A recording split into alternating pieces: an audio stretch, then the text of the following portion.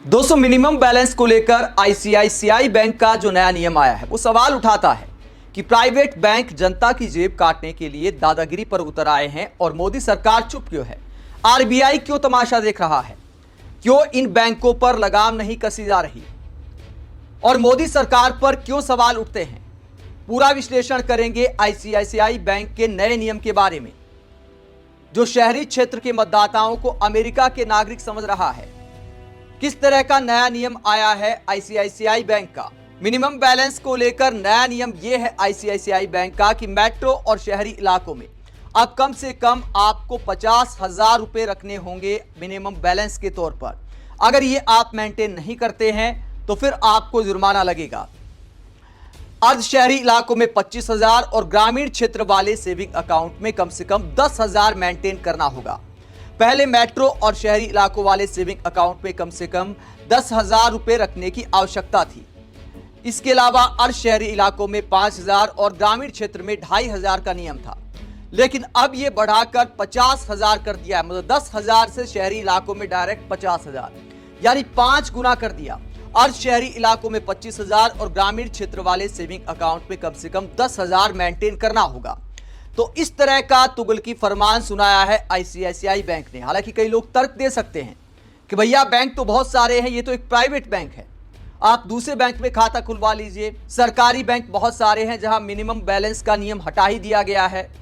लेकिन दोस्तों, जब किसी बैंक को लाइसेंस मिलता है तो इस बात का ध्यान रखना होता है उस बैंकों की बैंक की सेवाएं सबके लिए हों, गरीब आदमी के लिए भी, अमीर आदमी के लिए भी। क्या हम उस जमाने में आ गए हैं कि जहां एक क्लास बन गया है बैंकों का कि ये अमीरों का बैंक है आईसीआईसीआई वाला, ये गरीबों का बैंक है, ये मिडिल क्लास का बैंक है, ये अपर मिडिल क्लास का बैंक है।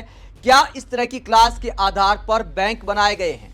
दोस्तों, सवाल ये भी उठता है कि क्या शहर में रहने वाले लोगों के पास ज्यादा पैसा होता है? आईसीआईसीआई बैंक ने आखिरकार ऐसा कैसे मान लिया? मुझे तो लगता है कि जो शहरी इलाकों में रहते हैं, जो महानगरों में रहते हैं, उन पर ज्यादा मार रहती है। वहां के लोग कम मिनिमम बैलेंस मेंटेन कर पाते हैं क्योंकि बहुत सारे खर्चे होते हैं जो ग्रामीण इलाकों में नहीं होते। मकान का किराया देना होता है, बहुत सारे लोग ईएमआई के बोझ के मारे हैं। तो 10,000 तो लोग मेंटेन नहीं कर पा रहे थे और आईसीआईसीआई बैंक कहता कि भैया 50,000 मेंटेन करना पड़ेगा। ऐसे में जिन लोगों का इस बैंक में खाता है उन पर जुर्माना लगेगा या किसी और बैंक में खाता खुलवाना पड़ेगा। ऐसे में बैंक पर सवाल खड़े होते हैं और एक रवायत भी है, एक बैंक ऐसा शुरू करता है तो आपने देखा होगा कई बार कि देखा देखी बाकी बैंक भी उसको फॉलो करते हैं और मिनिमम बैलेंस के नाम पर हजारों करोड़ रुपए प्राइवेट बैंक कमाते हैं। पहले सरकारी बैंक भी कमाते थे, लेकिन एक रिपोर्ट आई जिसमें खुलासा हुआ कि इतने हजार करोड़ सरकारी बैंकों ने कमा लिए। आम जनता से बड़ा राजनीतिक मुद्दा बना, संसद में मुद्दा उठा, तो उसके बाद सरकारी बैंकों ने मिनिमम बैलेंस का नियम हटा दिया कि उसमें जुर्माना नहीं लगेगा।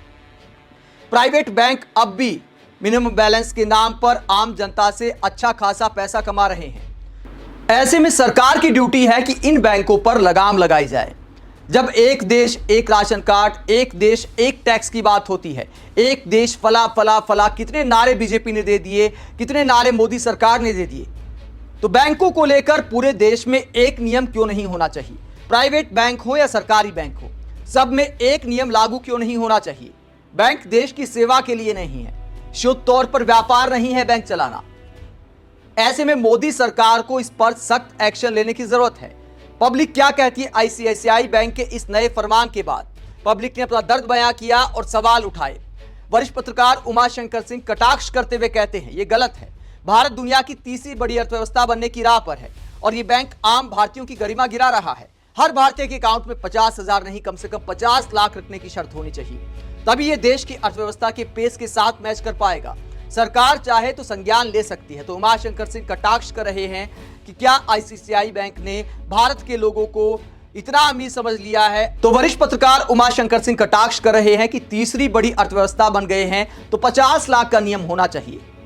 दोस्तों, तीसरी बड़ी अर्थव्यवस्था का मतलब यह नहीं कि भारत के लोगों की प्रति व्यक्ति आय भी बहुत ज्यादा हो गई है। सवाल यह उठता है कि आखिरकार प्रति व्यक्ति आय में हम कहां खड़े हैं? हमारे देश की आबादी 150 करोड़ के आसपास है, तो जाहिर सी बात है हम तीसरी बड़ी अर्थव्यवस्था भी बनेंगे। हो सकता है कल को दूसरी बन जाए, पहली बन जाए।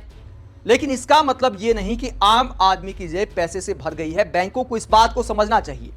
और सवाल उठाते हुए पब्लिक क्या कहती है?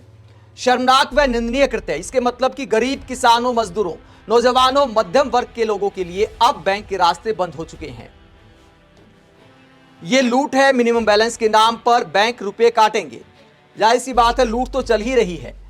बिना सरकार की इजाजत या आदेश के किस बैंक का अधिकार है कि ऐसा आदेश दे? सरकार पर भी लोग सवाल उठा रहे हैं। आम आदमी के लिए न्यूनतम बैलेंस बनाए रखना मुश्किल हो रहा है। भारत की बढ़ती अर्थव्यवस्था को देखते हुए बैंकिंग सिस्टम को ज्यादा सुलभ और समावेशी बनना चाहिए ताकि हर नागरिक इसका लाभ उठा सके। सरकार को इस पर विचार करना चाहिए। तो आम पब्लिक सरकार को भी सुना रही है कि सरकार को इस पर एक्शन लेना चाहिए। प्राइवेट बैंक इस तरह दादागिरी नहीं दिखा सकते। बैंकों की सेवाएं हर वर्ग के लिए होनी चाहिए। अब 50,000 मेंटेन करने की हैसियत आखिरकार देश में कितने प्रतिशत लोगों की है?